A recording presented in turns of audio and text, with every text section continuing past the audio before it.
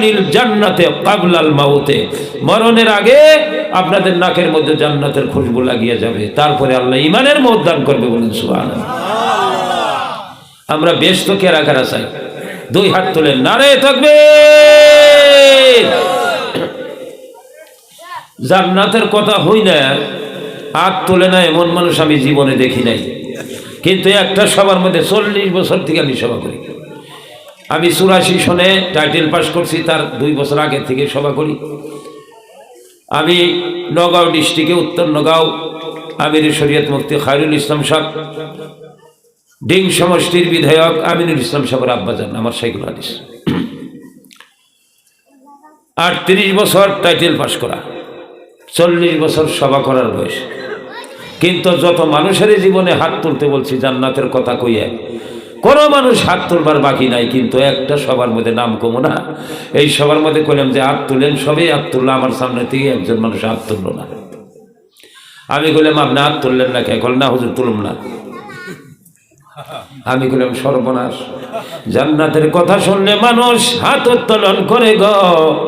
আমার বন্ধুগণ, এই মানুষটা জান্নাতের সঙ্গে এত কেন দুশ্মনী হাত তুললো না? মানুষটা আমি বললাম যে আপনি হাত কেন তুললেন না? বলেন হুজুর শুনবেন নাকি? বলে হনুম। বলে তাহলে শোনেন। বলে আমি হাত না তোলার কারণ হইছে আমার 2 পরিবার। আমি কইলাম বলে সর্বনাশ রে, ওর 2 পরিবার, আর জান্নাতের জন্য হাত তুলবো? 2 পরিবারে না করতে নেই। কইলাম বলে আপনার 2 পরিবার হাত তুললেন না জান্নাতের জন্য, কারণ কি? মানুষটা আমাকে বলে হুজুর গো, আমার প্রথম পরিবারটা খুব ভালো, দ্বিতীয় পরিবার আনছি, হায় হায় সংসার একবারে আগুন জ্বলিয়ে দিছে। ঝগড়া ঝাঁটি নারাই, ঝগড়া করতে করতে করতে করতে বাড়িতে অশান্তি সৃষ্টি করছে।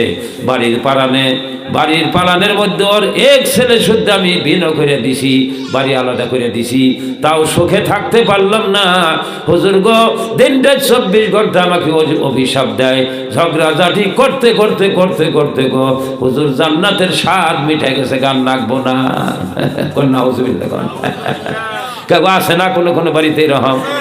আমি মানুষটাকে ডাক দিয়ে এনে নিকটে এনে বললাম, মুরব্বী সাহেব একটা কথা বলি। বলে কি? বলে আপনাকে একটা পরামর্শ দেই, আপনি আপনার স্ত্রীকে ওখান থেকে ঘর ভাঙ্গে আপনার সন্তান শুদ্ধে আপনি বাড়িতে নিয়ে আসেন, এক নজরে দেখেন, একভাবে মহব্বত করেন, একদমের কাপড় দেন, এক সমান সদাই দেন। হায় হায়, আপনি আদর মহব্বত সমানভাবে করেন গো, আপনার বাড়ির মধ্যে ঝগড়া ঝাঁটি থাকবো না, আপনার বাড়ির মধ্যে রহমতের বাতাবরণ সৃষ্টি হয়ে যাবে। পরের বছর সভা করবার গেছি, যাওয়ার পরে এই মানুষটা আমি মাইকে বইছি, বহার সাথে সাথে আয় কলে হুজুর ওয়াজ জেনে আগে করুন না, আমার কথা বলেন। বলে কি? বলে গত বছর যা কইছিলেন তাই করছি, একবারে যা কইছিলেন তাই হয়ে গেছে, এখন আমার বাড়িতে আর ঝগড়া ঝাঁটি নেই। কেমন সুবহানাল্লাহ। জান্নাতের জন্য হাত তুলছে না মানুষটা, কিন্তু পরামর্শে কাম হইছে না? নাই, কাম হইছে। আমার বন্ধুরা, এই মেহফিলে যে আপনারা বসলেন, সে একটা কথা আমার জবাব দেন, আল্লাহর জীবনে দেখছেন কেউ? আল্লাহরে কেউ দেখতে পারবো? পৃথিবীর কোন মানুষ চর্মচক্ষে আল্লাহকে দেখতে পারবো না।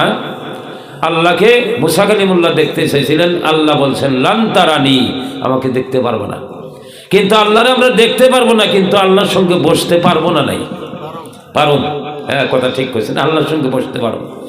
ইয়াজলিসু মা আল্লাহে ফায়াজলিসু মা যিকরি, তোমরা যদি আল্লাহর সঙ্গে বসতে চাও ফায়াজলিসু মা যিকরি, তাহলে জিকিরের মহফিলে বহ, তোমরা যেন আমার আল্লাহর সঙ্গে বইলা কোন সুবহানাল্লাহ।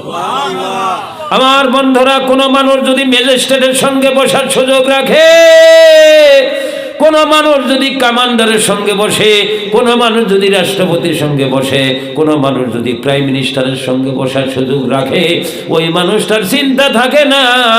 মানুষটা মনে করে গো, আমি একটা সুরক্ষিত দুর্গের মধ্যে আছি।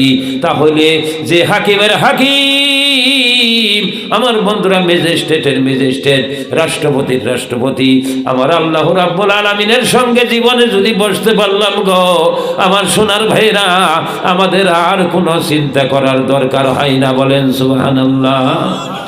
তাহলে যে আল্লাহর একটু জিকির আমরা এই মেহফিলে বসে করি, লা ইলাহা জোরে লা ইলাহা আর জোরে লা ইলাহা, এ জোরে লা ইলাহা ইল্লাল্লাহ, লা ইলাহা